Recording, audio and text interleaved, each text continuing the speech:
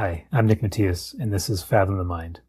The Center for Contemplative Research is producing this podcast to explore one central question. What is the nature of consciousness?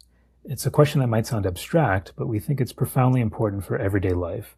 Our understanding of consciousness has real implications for what we think we're capable of, and even what we think it means to be human.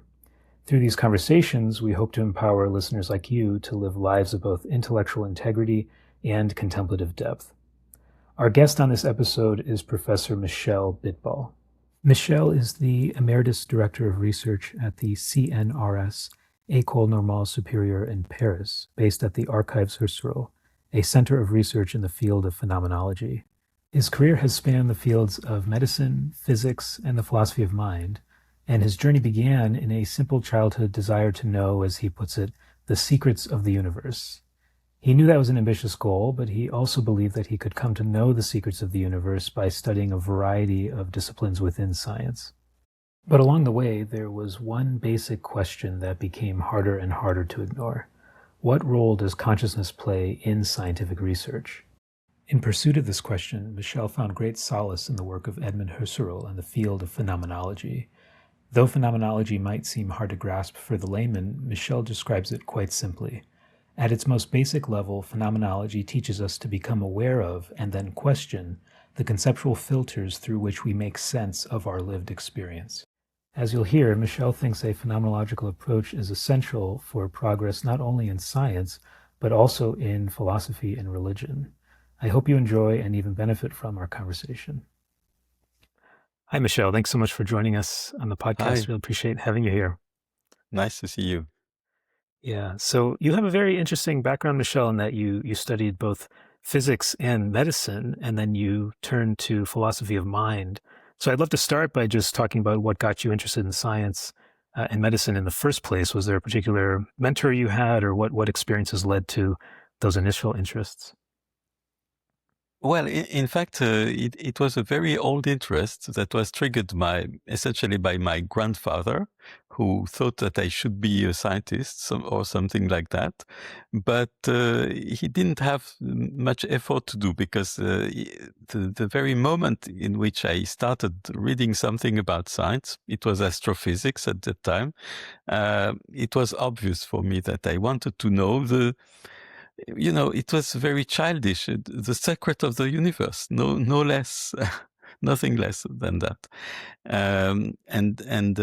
But of course, the problem was to decide what to study first. And in fact, I didn't know really what to do, because the target was very, very ambitious, and the discipline to be used for that was not clear. And so I thought that the secret of the universe would be given by science. And which science? Physics was fascinating because of the use of mathematics. And since I didn't know any mathematics at that time, I thought it was something so mysterious that it must contain something about the universe. This is a type of belief that is very shared by many people, even nowadays, and even by adults. But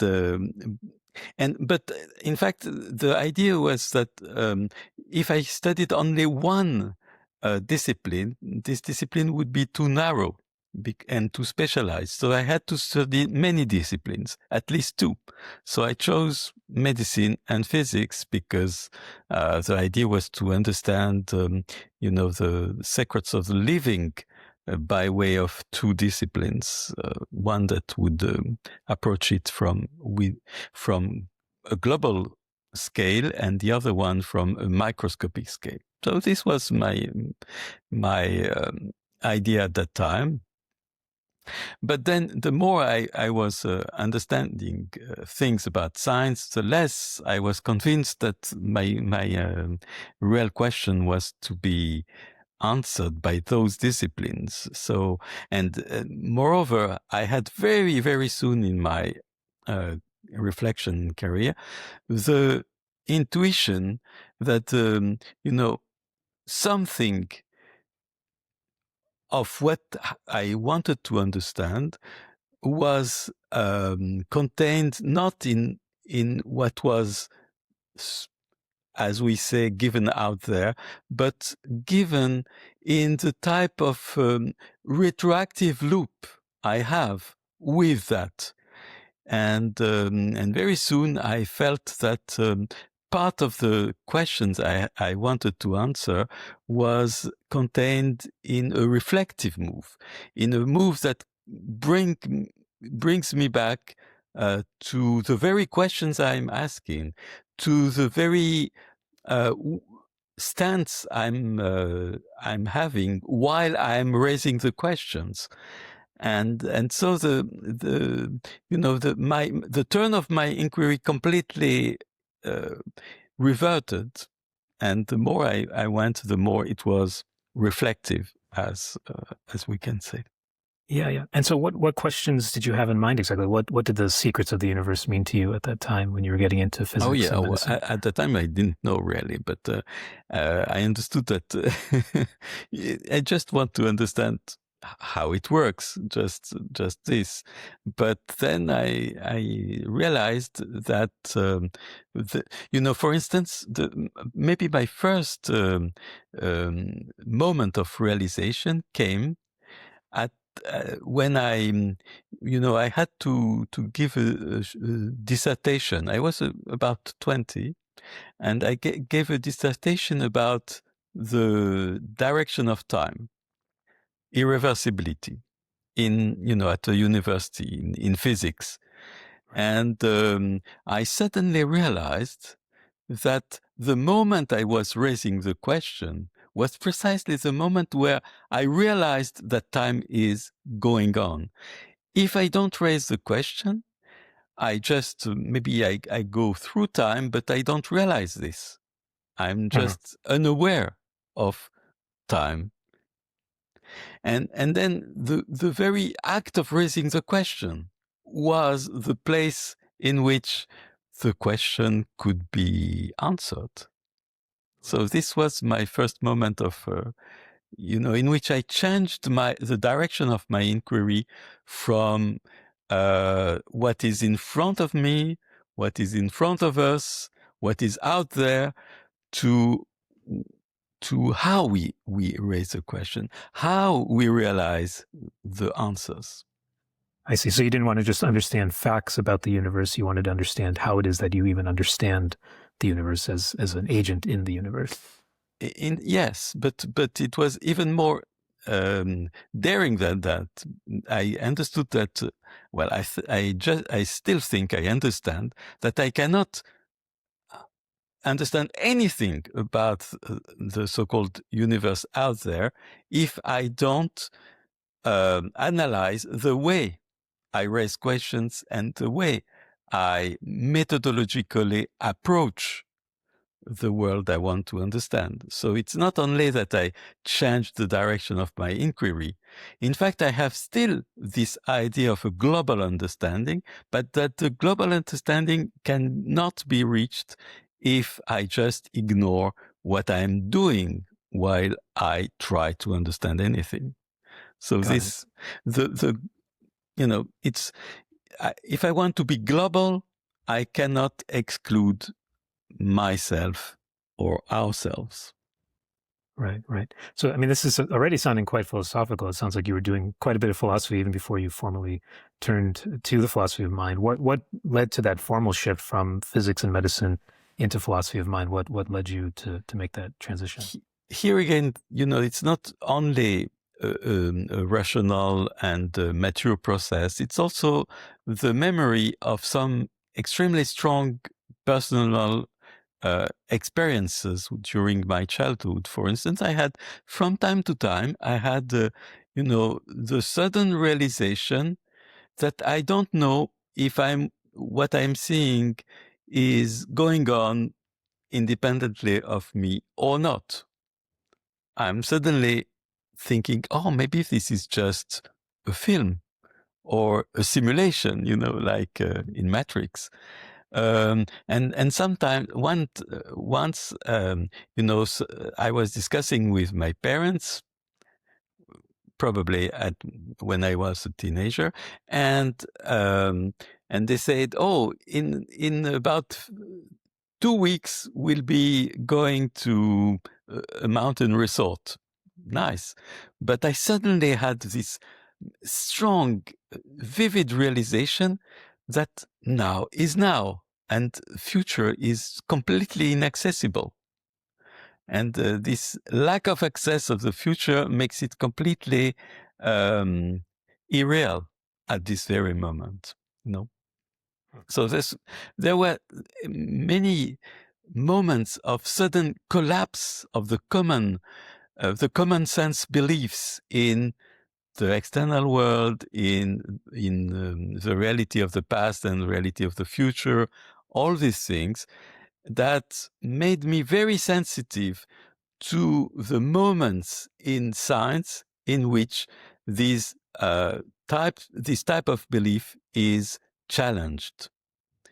And when I realized that, for instance, I realized that in special relativity, in quantum mechanics, and many other areas, then I said, okay, but I cannot go on this way without asking the questions about, very fundamental features of experience, namely the experience of time, the experience of why do I believe that there are things out there, and so on. So right. I had a sort of philosophical, pre-sensitive approach. And then when I suddenly discovered, someone gave me a book when I was a young scientist. It was a book by Edmund Husserl, the creator of Phenomenology. And the book was Cartesian Meditations. And, he speaks of, first he speaks of Descartes' doubt, precisely, universal doubt about the world. But he doubts about the world, but he cannot doubt about the fact that he's doubting now. Right. And so I read this stuff. I read the way Husserl was insisting on what he calls the epoche of the transcendental reduction.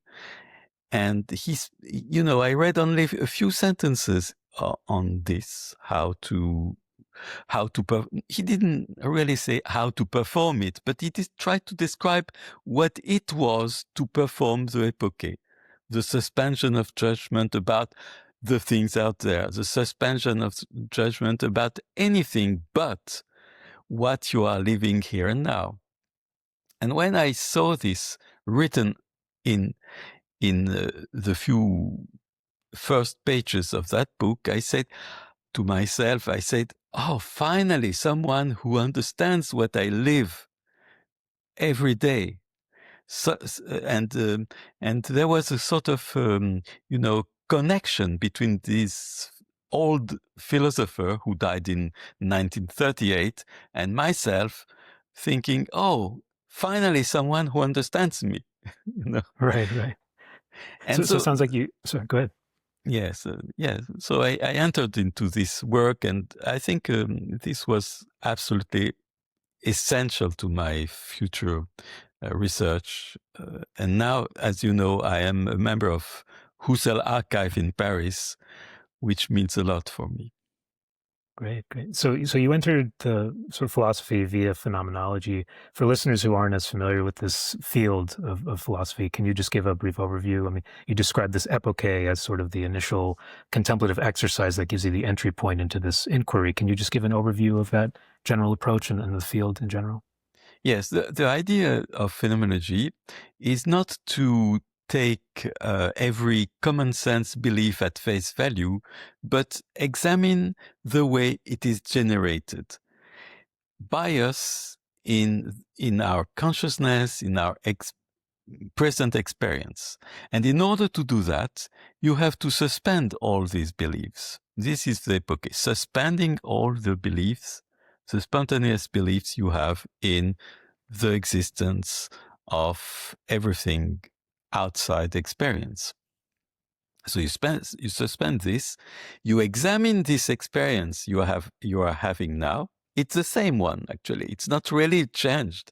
It's just modified in tonality and value.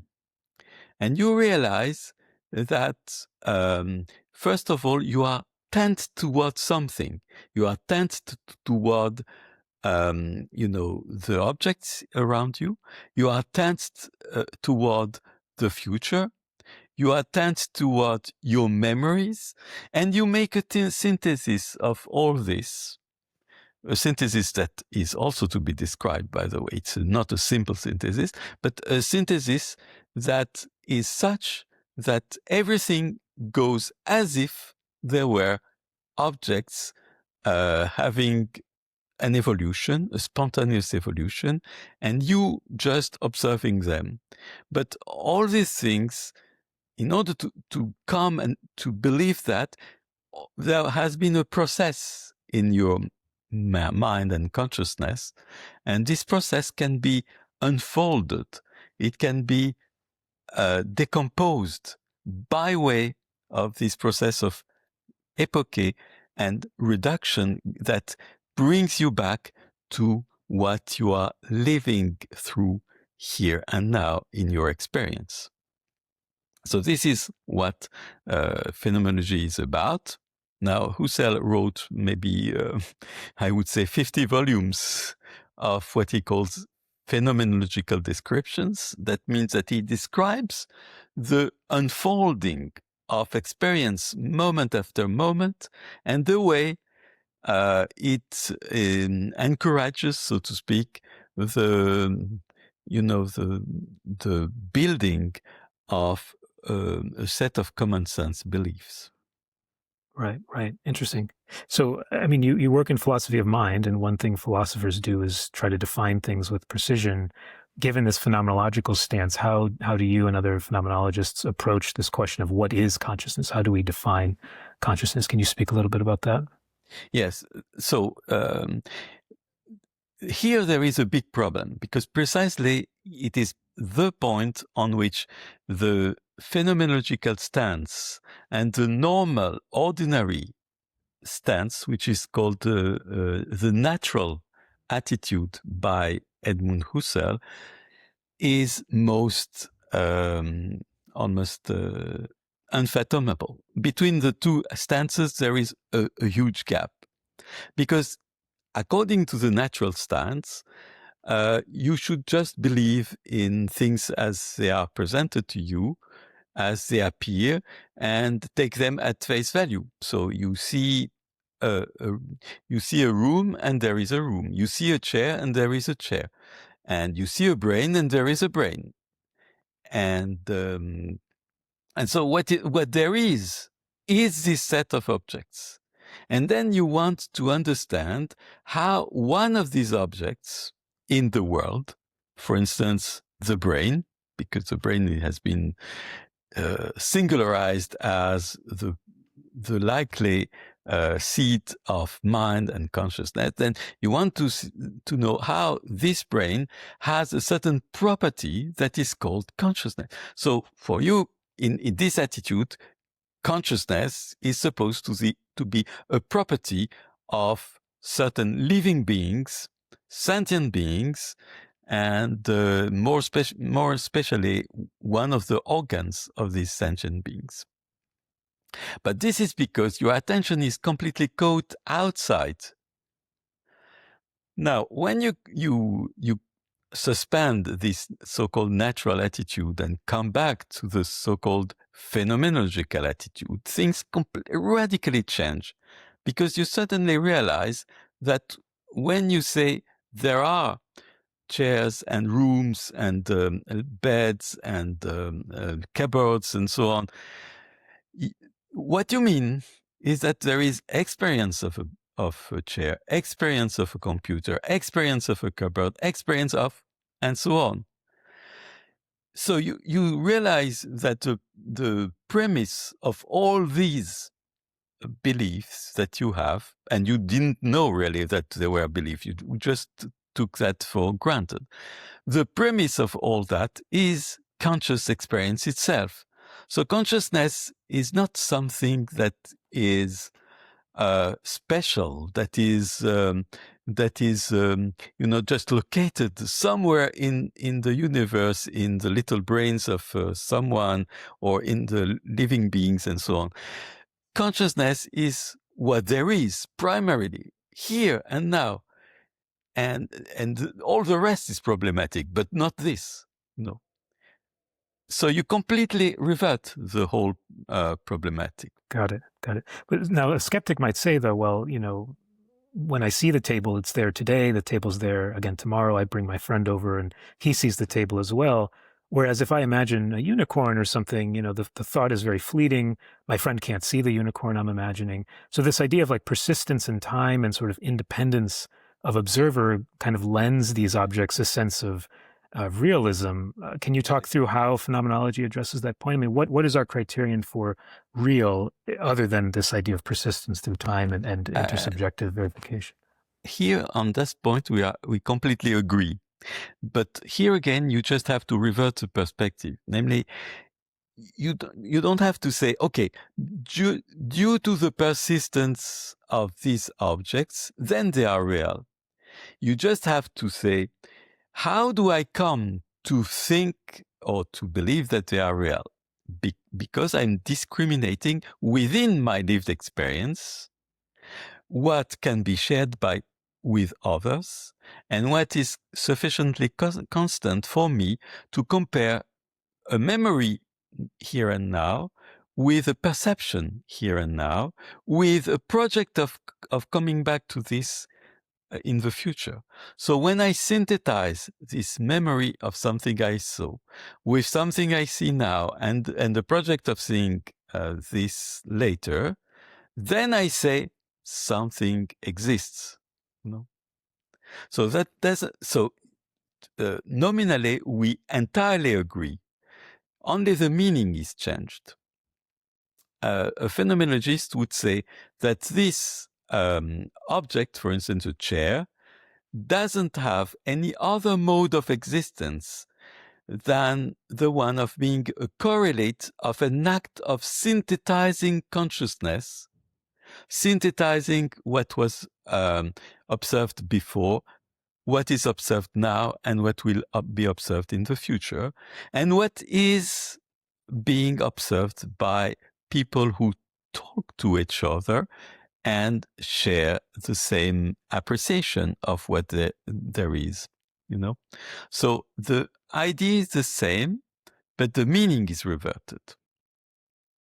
Got it. Okay. So I've heard you use both the words mind and consciousness. Do you differentiate those terms at all? Or if so, how do you differentiate them? Or do you treat them as synonymous?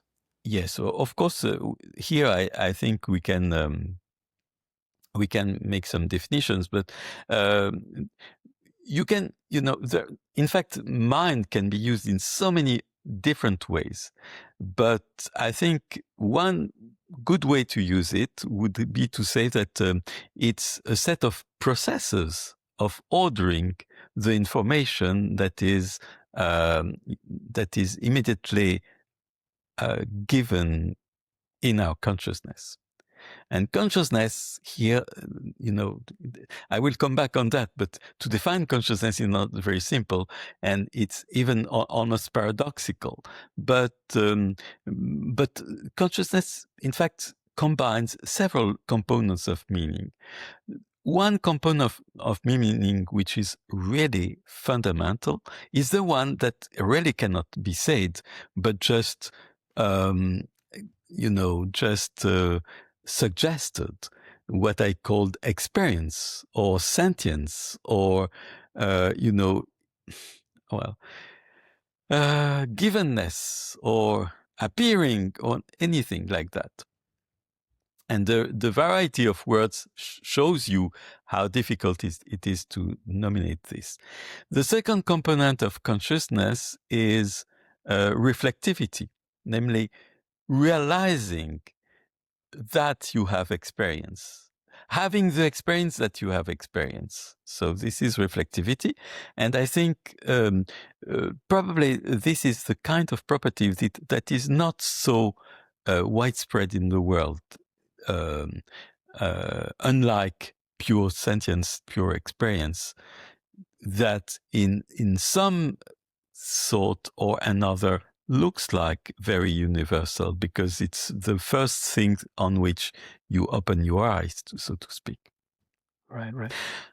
Now, there is another problem about the definition of consciousness. Maybe you have, I think you have seen that I've written many things about that, and even I've given interviews and so on. But even the idea of defining consciousness is a paradox. Why? Because when you define consciousness, you are conscious at the moment you are defining it.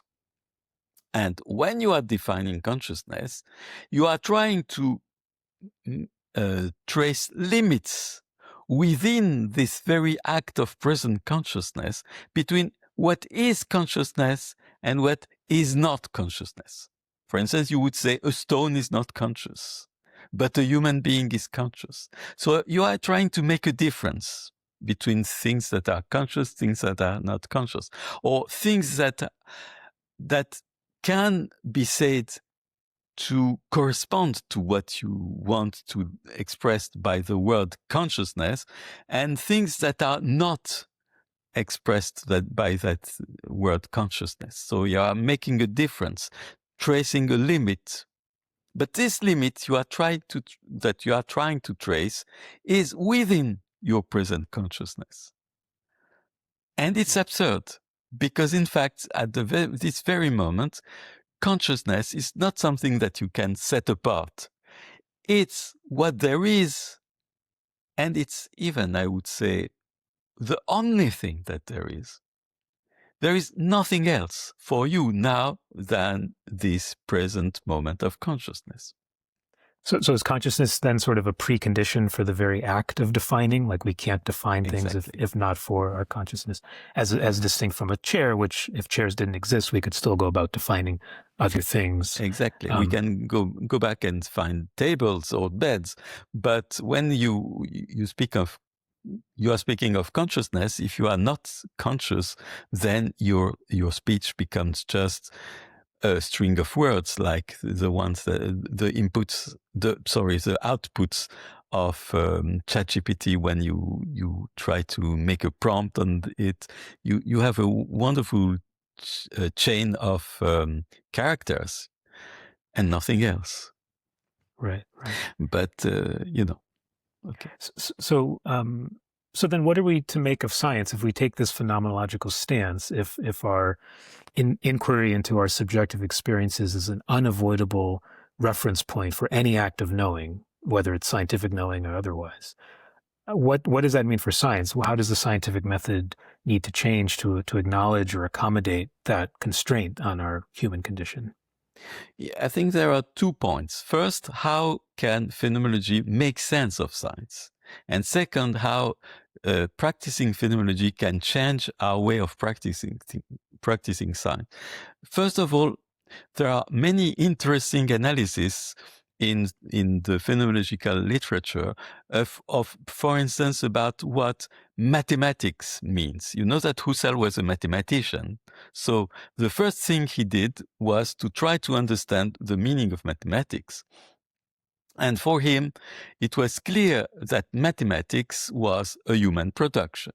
Not everyone thinks that. You know that there are the people who are called Platonicians. They believe that there are mathematical entities out there that we just have to discover when we are mathematicians. But Husserl thought that we produce that. But then he was struck by a paradox. On the one hand, we are finite human beings with a very limited span of life. From time to time, we think of mathematics. From time to time, we think of other things.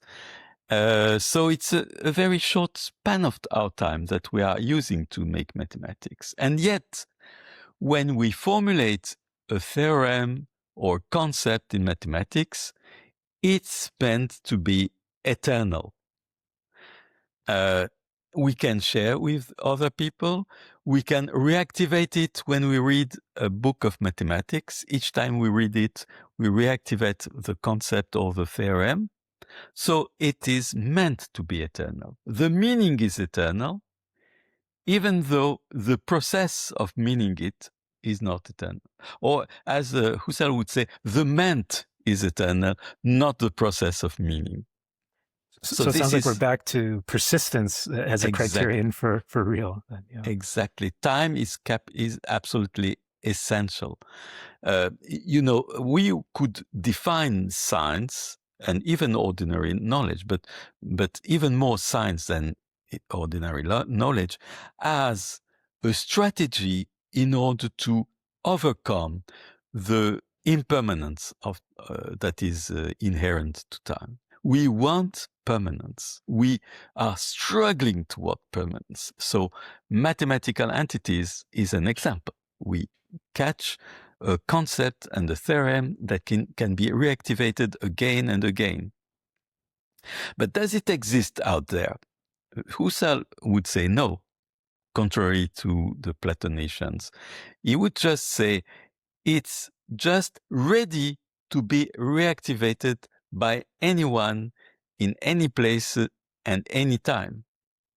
So this is a mode of eternity that is a mode of eternity that a finite, non-eternal being can fabricate, And for him, all science is like that. Physics, biology, you try to capture some invariance, as you said. So now we can come to the second point of the question, if you want, or maybe you want to ask another question. No, please. The second point is, how does phenomenology how can it change the way we do science? Right. No, a phenomenologist can do science as everyone. Just a difference. The difference is that the phenomenologist would be aware of what she or he is doing. Namely, for instance, when doing mathematics, the phenomenologist would be aware that he is positing symbols that are meant to signify something for other persons in order for them to reiterate the same gesture and to capture a certain method that can be used by everyone. Just that, just being aware of what you are doing, not being so absorbed into the object of your thought that you forget what you are doing now in order to elaborate this mental object. For instance, the Pythagoras theorem or the concept of a circle or anything like that. Just be aware. Now, there are moments in science in which not being aware can be a terrible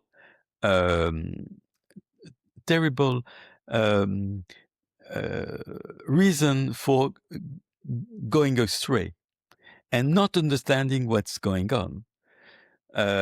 For instance, the problem of consciousness is one of them. When you don't realize that the one who is raising the question about consciousness is a conscious being, that now your questions about consciousness is an act of consciousness, and therefore that consciousness is primary with respect to any concept that would allow you to understand it, then you just, fabricate problems that do not exist. For instance, you fabricate the problem of how is it that consciousness comes from a physical entity? Because in this non-phenomenological attitude, you believe that physical entities exist independently of any act of mind or consciousness, and that therefore, since they exist and only them exist, then everything that you know exists and is not a physical entity must come from that. But when you suddenly become aware that your question about how is it that consciousness comes from a physical entity is itself an act of consciousness, then you realize that this physical entity is, as Husserl would say, an intentional correlate of your present consciousness, as, as based on all this process I've explained to you before, namely seeking invariance. Now you know that, you realize that, and you say, okay, but the most basic fact of my life is not the observation of chairs, beds, and brains, but it is the very fact that it is that all this is conscious. So I cannot explain what is the source of any question about explanation. That's the difficult point. It's not difficult, actually. It's obvious, but it's so obvious that usually you don't pay a lot of attention to that. Husserl was saying that phenomenology is the science of banalities. Yeah, okay. Things that are so obvious that you don't notice them. But so you're the fish asking what is water in a exactly, way. Exactly. Yeah, exactly. So can you talk us through then? I mean, how do you respond to the skeptic who says, though, I mean, this is great. I mean, it's good to be aware, but at the same time, this really only applies to consciousness. We can study other physical things as if they really exist. And so when you say, the table doesn't exist apart from my experience of it, you're really just saying, well, my experience of the table doesn't exist apart from my experience of it. But surely there's some table, my experience corresponds to some reality out there, and that's what we're actually studying, even though we have to study it via this subjective experience. Can you make that distinction? Or yes, I can make this distinction, but this distinction is still, it's still something that comes within my present and your present experience. I just have to ask you, when you say, for instance, there is something that is independent of me and that corresponds to what I'm saying of it, or corresponds to my observation of it, what are you doing? How are you convinced of that? And then I just have to ask this to you, and you come back to the process of your own conviction of that. You may even do a sort of ontogenesis of your conviction, because you say, okay, when I was a child, for me, all this was undifferentiated, and progressively I extracted what was something that was personal and something that was outer and things like that. So I had to make a certain process of learning that. And this process was obviously a mental process, a process of which I had to be convinced of, and this conviction is an act of consciousness.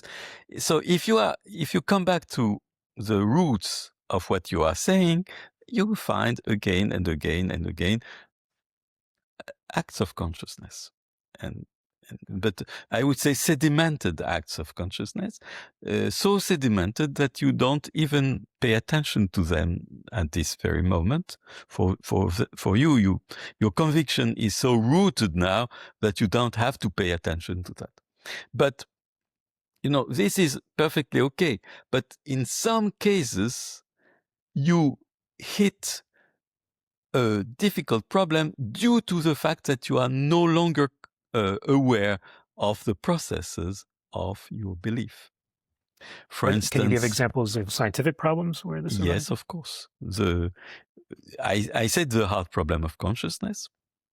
Yeah. The hard problem of how consciousness is elaborated out of a physical process in the brain. You know that a lot of progress has been done in this direction, but still there is a gap. Right. A gap that has not been even approached between what is called, the easy problems, the problems of how reflectivity and synthesis of information and so on is generated by the brain, which is perfectly okay, and the way phenomenal consciousness is generated. And this is, no one can say anything about that. Even, Jae-Gwon Kim has invented something for it. He said it's radical emergence. Because for any kind of emergence, we can say how it emerges to a certain extent. Here, nothing can be said about that. So it's still a problem. Some people would say, oh yes, but it will be solved one day. But no one can say how it will be solved. Nothing is, no clue. Okay, so this is one problem. But there are many other problems of this kind. For instance, there is the famous measurement problem in quantum mechanics. Measurement problems of quantum mechanics, you know that it has produced a host of literature about it, and a sort of treasure of mathematical ingenuity that was deployed in order to solve it. But when you think about it in a phenomenological way, can I ask you just to give a brief overview of the measurement problem for those who aren't familiar? Yes, it can be illustrated by the cat paradox, the famous cat paradox of Erwin Schrödinger. So the idea is that, as you know, microphysical entities are ascribed a quantum state, and that this quantum state is usually a superposition. For instance, an atom can be half disintegrated and half non-disintegrated. And from that, we can calculate the probability that we will observe a disintegration of an atom. So if the atom is half disintegrated and half non-disintegrated according to its quantum state, then the probability of observing a disintegration is 1/2. Now, if this atom is correlated with the cat, then the cat becomes half alive and half dead. And the question is to know, how is it that according to the state of the cat, it is half alive and half dead, but when we observe it, it becomes suddenly either dead or alive. And so the problem is, how can you go from the quantum state to the observed state? The quantum state that is superposed to the observed state that is sharp and definite. So many things have been said about that. Exactly 1 century of literature about it, this problem.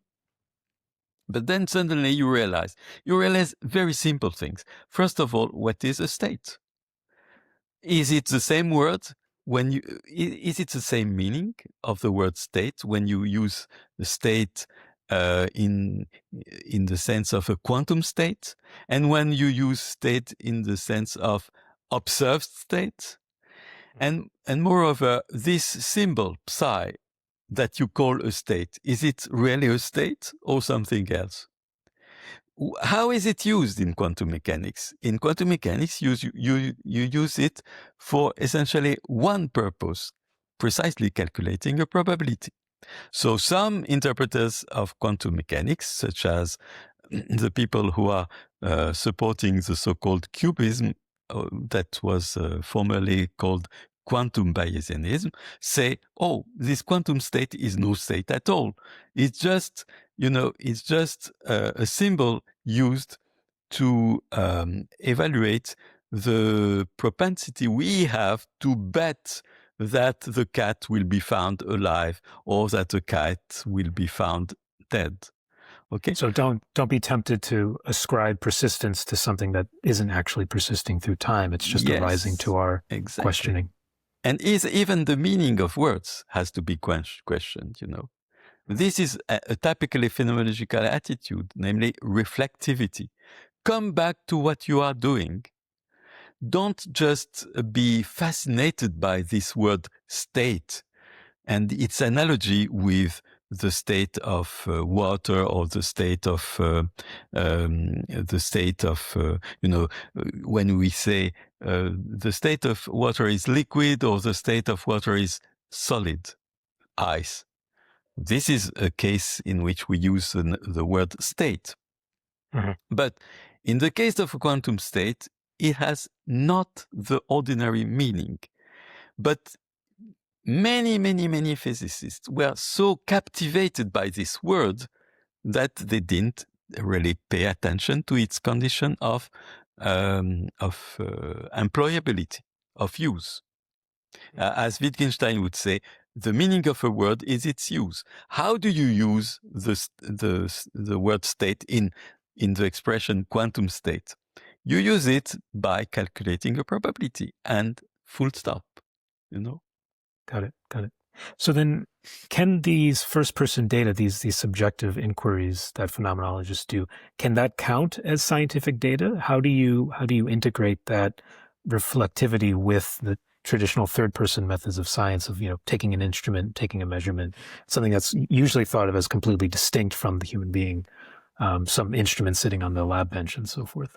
This is a difficult and important question, actually. You know that Edmund Husserl dreamt of transforming philosophy into an exact science. And for him, the model was mathematics. And he explained that in the same way as in order to fabricate a mathematical concept, we try to extract the invariant of certain acts that we perform, what he called the essence of the set of the acts. Then, in order to study our conscious life, we had to extract moments in it that are reproducible, constant, and we can even vary the act of perception in imagination and see what is the constant feature of the act of perception, and we call that the essence of perception.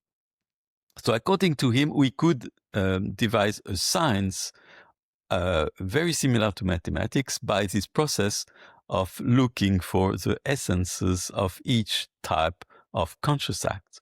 But then he realized that, in fact, this type of essences or invariants can hardly be organized into sequences similar to the mathematical demonstrations. They stay isolated. They can be described and nothing else. They cannot be made fruitful in terms of deductions or inference. So finally, at the end of the day, he said, no, phenomenology cannot be an exact science in the same way as mathematics or other sciences are. But phenomenology can become a condition for doing science the proper way. Namely, in certain circumstances, becoming aware of the preconditions of a scientific activity is crucial. It can completely change the way you are doing science. I can give you an example. You certainly have heard about Francisco Varela. He was essentially a theoretical biologist, but he was also a neurobiologist, a philosopher, a Buddhist practitioner, and so many things. So when he decided to cope with the famous hard problem of consciousness, he realized that we cannot ignore the primacy, the effective existential primacy of consciousness in our lives. But yet we cannot ignore either that we have extraordinary information provided by our experiments on the brain, be it with EEG or with fMRI or any kind of instrument. And so he said, in order to cope with the problem of consciousness, we have to articulate first-person and third-person data, namely subjective data and objective data. It is only this way that we can, first of all, go very far to the very detailed moments of correlation between subjective and objective data. And moreover, with this attitude, we completely dissolve the hard problem, because we don't say that consciousness is something that is produced by the third person data, by the objective elements that we are studying, but it's already there. And we are just, circulating between the two attitudes.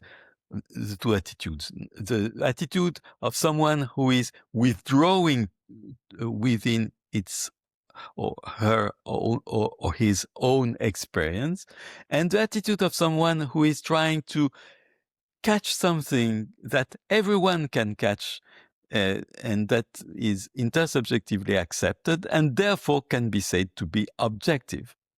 So you can circulate between the two attitudes. And therefore, the problem is not to generate the product of the first attitude by the product of the second attitude. It is just to marry the two attitudes. And so what will become of that? I mean, there's people who say, well, mind is fundamental. People who say, well, the physical is fundamental. You're saying, let's sort of oscillate between the two, bring data from both perspectives together, and then see what sort of bridging principles we can articulate and see. I mean, again, I guess in a lot of what you're saying, I'm hearing the phenomenological attitude is one of suspension of belief, right? And so it's very much a questioning of how we come to know things. But then when it comes time to make an ontological commitment or ontological statement, can science do that, or is science always going to be sort of needing to make that suspension as it does its inquiry? Scientific commitment, ontological commitment is instrumental in science. So I would not like to say that scientists should always be in the phenomenological state in which they suspend their ontological commitment. It would be counterproductive. But then once this is said, you suddenly realize what is at stake. Namely, okay, scientists can use their ontological commitment for the sake of going further in their research. But at a certain moment, when there is an obstacle, they should not go with the same ontological commitment further and further again, to the point in which they are striking an obstacle, but often they have to come back. What is it that made me accept this ontological commitment? Should I not come back to that and maybe change my ontological commitment? And wouldn't it better if I changed it? So from time to time, I think in the life of science, the natural attitude becomes an obstacle, and it has to be moderated by a moment, a historical moment of phenomenological withdrawal and suspension of judgment.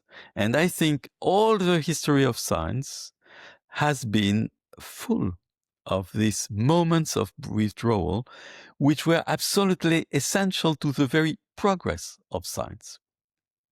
When science cannot progress unilaterally in the same direction, but has to suspend its original direction and change direction.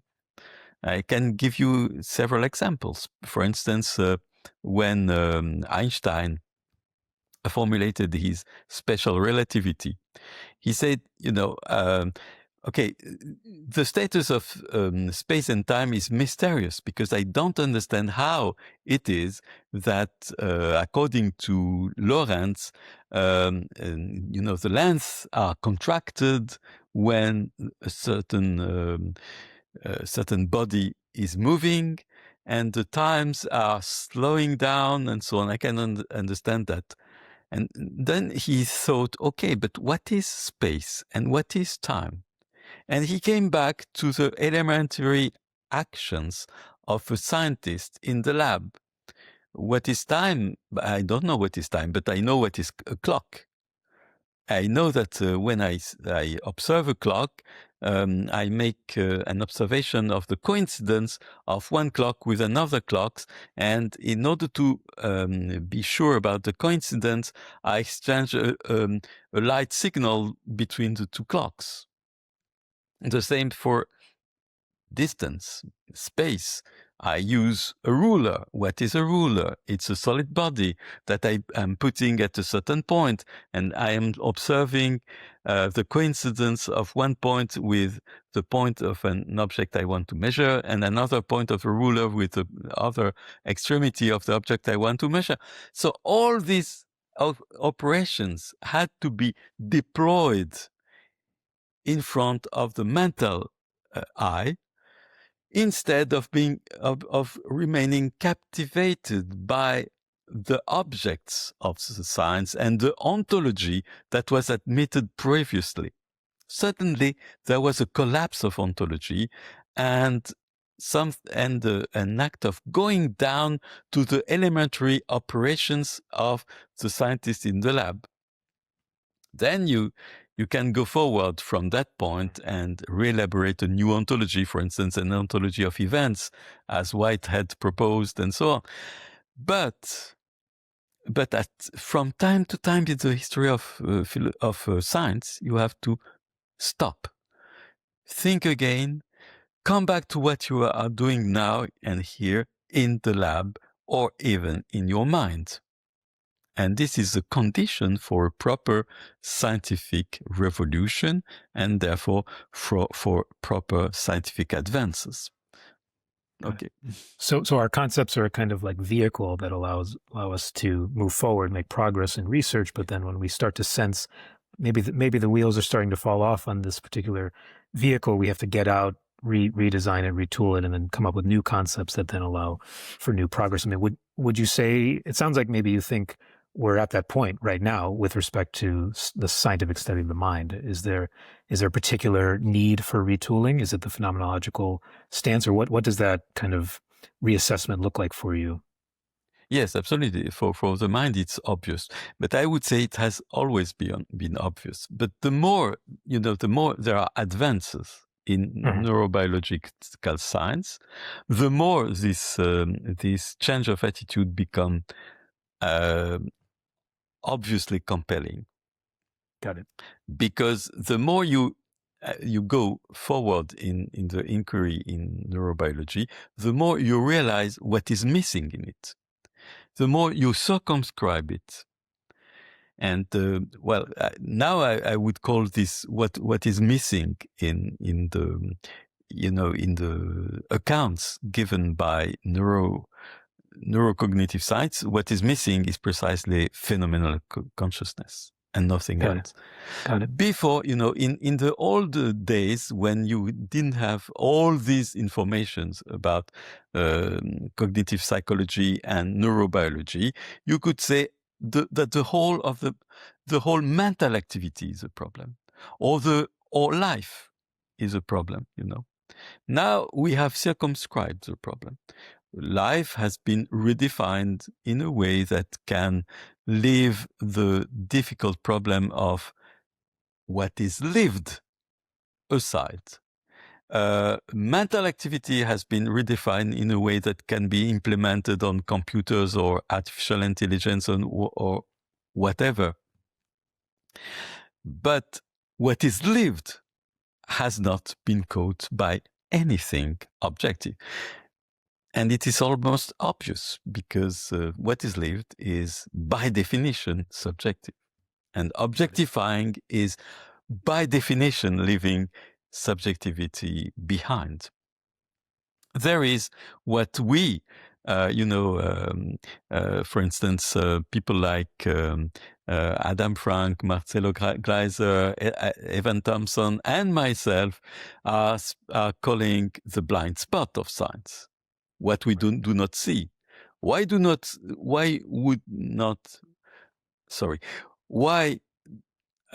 we see that?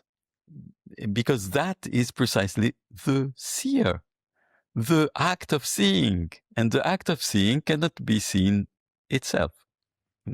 So objectivity then isn't a description of reality independent of us, but it's explaining how the very conditions we use to come to know or understand.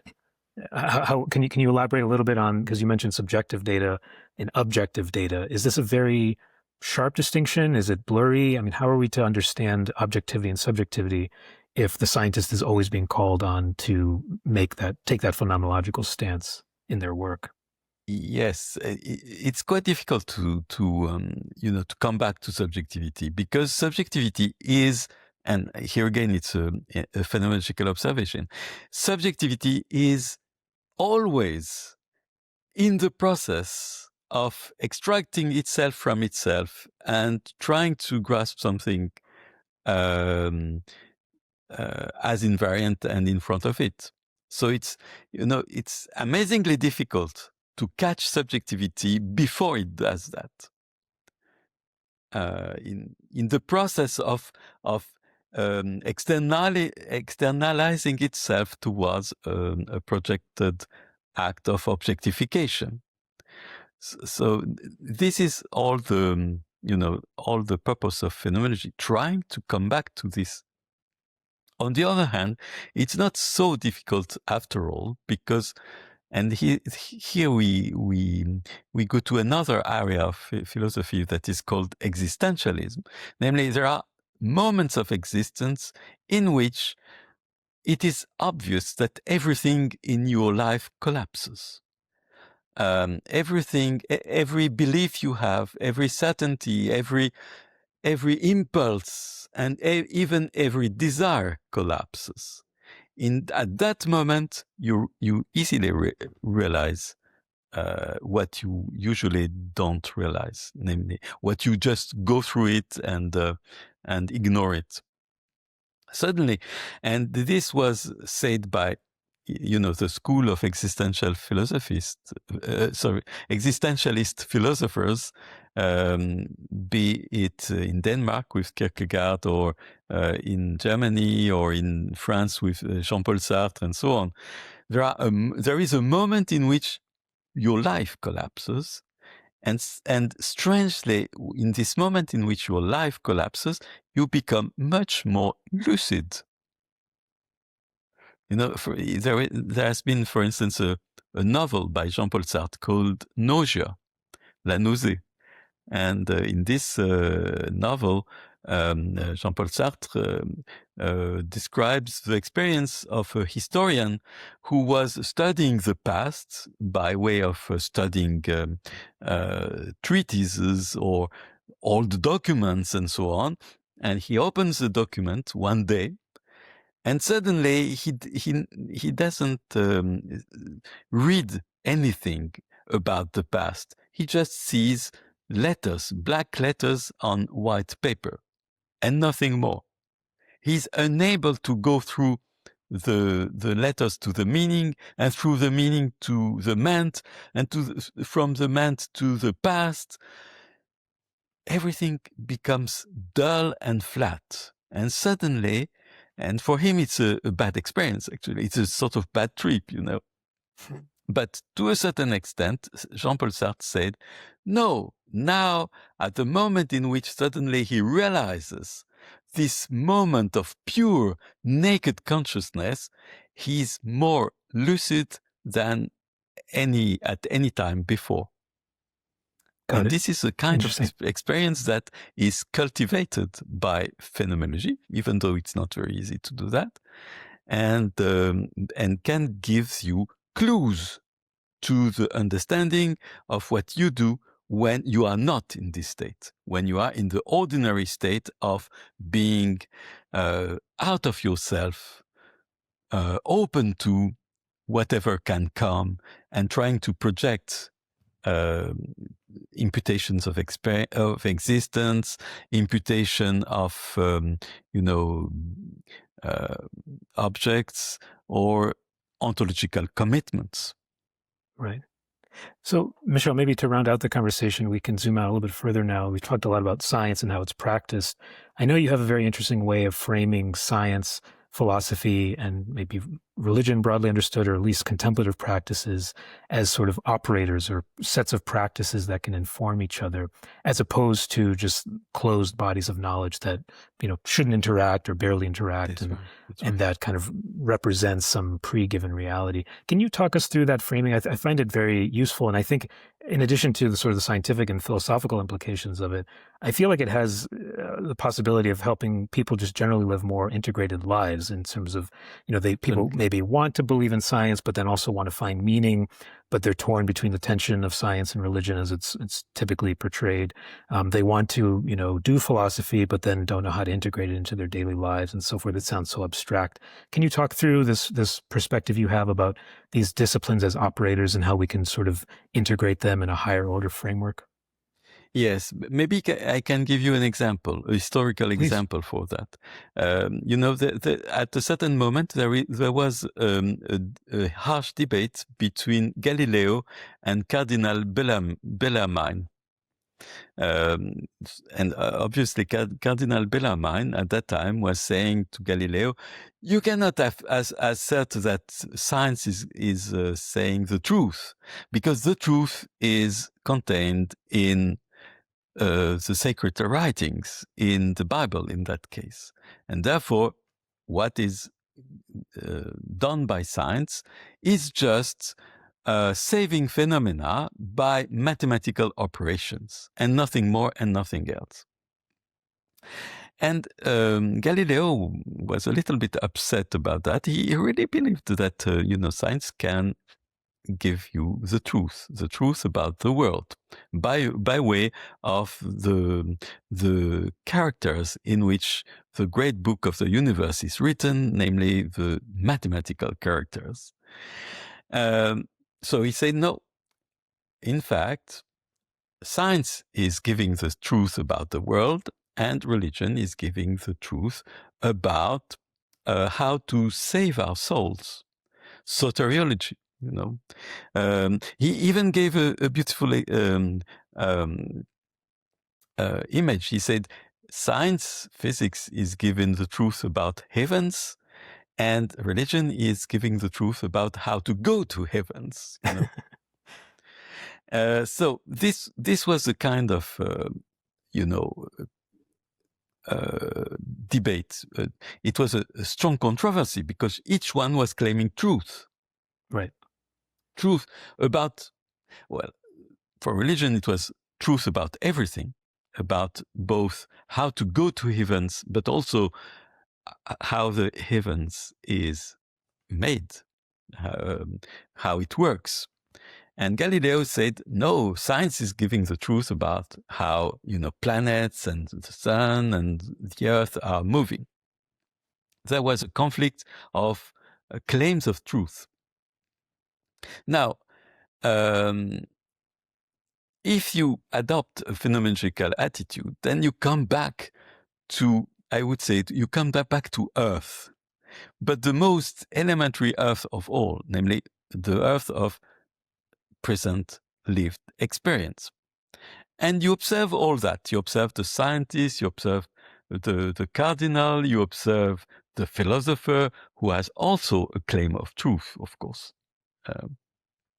And you suddenly realize that each one adopt a certain stance and a certain method for certain scopes that this being is setting for herself or himself. And then you analyze the stances, and you analyze the operations that each one is doing. And you realize that the aims are not exactly the same. So how can you articulate all these attitudes that are all human? You know, we need to transform the world in order to use it for the sake of our lives or comfort or things like that. We need to understand something about the meaning of our lives. And then the metaphysics and even religion can be essential in this case. We need so to change our stance and try to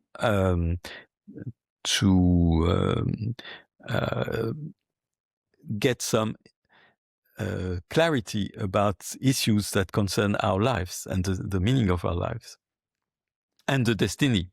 What is death?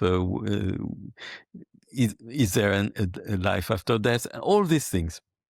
So each particular discipline has a function and a method for that. But all of them are rooted in a single experience here and now. So phenomenology can help you to move between these stances, move between these ways of being, and the various questions that are raised from the different standpoints that you can adopt in this present experience. And since you are now aware of what you are doing in order to do science, in order to do metaphysics, and in order to understand your ultimate destiny by way of religion and sacred texts, then there is no more conflict, I think. There is a common understanding of the various attitudes that human beings can adopt in the various circumstances of their lives. Wonderful. So truth is not this one monolithic thing, but you're saying these practices all serve slightly different aims, but they can illuminate each other. I mean, can you comment a little bit on, it sounds like on this view, it doesn't need to be problematic, for example, for a scientist to practice, contemplative practices or spiritual practices, religious practices, insofar as they are not dogmatic about one completely, shutting out the other. Absolutely. Do you think that this interplay can enrich science? I mean, should scientists? I mean, it sounds like you would advocate that scientists should at least be practicing phenomenological stances as part of their work. Can you just comment briefly on, how can the philosophical and contemplative / religious or spiritual engagement enrich science, if at all? Yes, certainly. Of course, sometimes the practicing one religion and practicing science can be seen as a conflict if precisely you believe that each one has a certain claim to truth that is incompatible with the other. But then let's suppose that instead of seeing the spiritual practice in the form of a dogma, you practice this spirituality in order to get into contact with this very origin of any fabrication of beliefs, or fabrication of methods, fabrication of aims, and so on and so on.